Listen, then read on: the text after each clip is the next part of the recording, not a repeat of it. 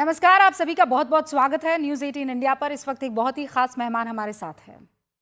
ये खास मेहमान वो बच्ची है जिसके आह्वान पर हजारों हजारों लड़कियां रात के अंधेरे में सड़कों पर उतरी, सिर्फ इसलिए ताकि वो अपने हक की लड़ाई लड़ सके। कलकत्ता में, बंगाल में जो कुछ भी हुआ, उसके बाद रिमझिम सिन्हा ने रिक्लेम द नाइट, जो फिलाडेल्फिया में हुआ था 1975 में, फिर 1977 में आपने जर्मनी में देखा, और आज हिंदुस्तान के पश्चिम बंगाल में वही रिक्लेम द नाइट, यानी इस रात पर हक हमारा है और हम इसे वापस लेकर रहेंगे। इस बैनर तले तमाम डॉक्टर्स, बुजुर्ग, बच्चियां, महिलाएं सब कुछ छोड़कर रात को सड़कों पर प्रोटेस्ट करने के लिए पहुंची। रिमझिम, बहुत बहुत स्वागत है आपका। अगर आप यहाँ स्टूडियो में होती तो मैं आपका माथा चूम लेती, आपको गले से लगा लेती, आपका हाथ पकड़ के आपको शुक्रिया अदा करती, क्योंकि आप जैसी बेटियां जब हिंदुस्तान को मिलेंगी तो बच्चियां आगे ही जाएंगी और मजबूती के साथ अपने हक की लड़ाई लड़ेंगी। बहुत बहुत शुक्रिया हमसे बातचीत करने के लिए। लेकिन ये ख्याल आया कहां से?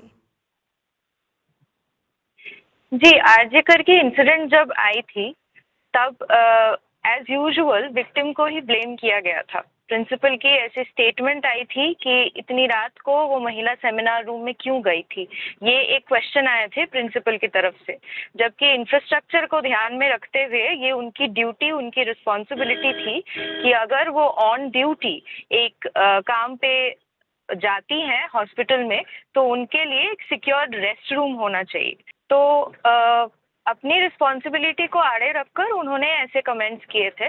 तो इसमें से मुझे जो याद आए थे वो ये है कि हर एक केस के बाद महिलाओं को ऐसे कमेंट्स फेस करने पड़ते हैं कि हर एक इंसिडेंट के लिए वही जिम्मेदार है, उनके कपड़े, उनके बाल या उनकी कोई रात को निकलने का कुछ समय, ये सब जिम्मेदार है, ऐसा हमेशा कहा जाता है। तो इस विक्टिम ब्लेमिंग के ऑपोजिट में 15 अगस्त को ध्यान में रखते हुए मैंने ये सोचा था कि अपनी जो वुमन होने की इंडिपेंडेंस है वो मैं सेलिब्रेट करूंगी। तो रिमझिम, आपको इस बात का एहसास था कि आप इकलौती नहीं होंगी और इस तरीके से तादाद में महिलाएं आपके साथ जुड़ जाएंगी?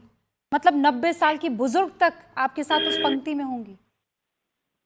जी, इतना तो मैंने एक्सपेक्ट नहीं किया था, लेकिन 2019 में जब प्रियंका रेड्डी की केस हमारे सामने आई थी हैदराबाद की, तब मैंने इस तरह का एक और कॉल दिया था। वहां पे 60 से 70 लोग ज्यादातर 8B बस स्टैंड पे ही आए थे। तो मुझे ऐसा लगा था कि शायद इस बार जिस तरह से ये केस सामने आया है, जिस तरह से हम सब इस चीज को लेकर रूठे हुए हैं, तो शायद 150 से 200 लोग इस बार आ सकते हैं। पर जिस तरह ये कॉल फैल गया, जिस तरह मेरे पोस्ट वायरल हुए, जिस तरह सबने रिस्पॉन्स किया, मुझे लगता है कि हम सबके अंदर जो एंगर था, जो एंग्स्ट था, जो चीज हमें बार बार सुननी पड़ी थी पर हम बोलने की आजादी नहीं मिल रही थी हमको, उसके बारे में बात करने की आजादी नहीं मिल रही थी, उसका एक्सप्रेशन कहीं मेरे पोस्ट के थ्रू शायद लोगों को मिली है।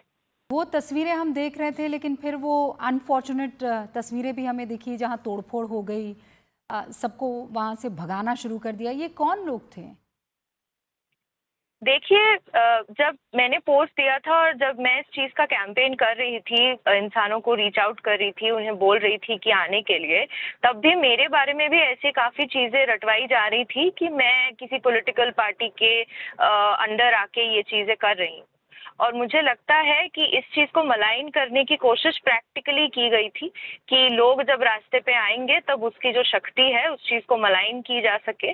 जो लोग संसदीय राजनीतिक दल को छोड़कर अपने डिमांड्स रखने की हिम्मत रखते हैं, इस चीज को मलाइन की जा सके, इसी वजह से ये घटना घटी है। और दूसरी बात ये है कि हमारे यहाँ पे शहर में भी काफी सारे राजनीतिक दल के सभाएं होती हैं, वहां पे काफी पुलिस रहती है और अच्छी खासी सिक्योरिटी रहती है।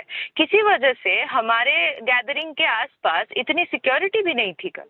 अच्छा, सिक्योरिटी भी नहीं? मैं बार बार बोल रही थी पुलिस तो को, ये लोग कौन मैं थे? कुछ बोल रहे थे क्या? आपको कुछ तो एहसास हुआ होगा कि ये लोग कौन हैं, क्या कह रहे हैं, आपस में कुछ कम्युनिकेट तो कर रहे होंगे?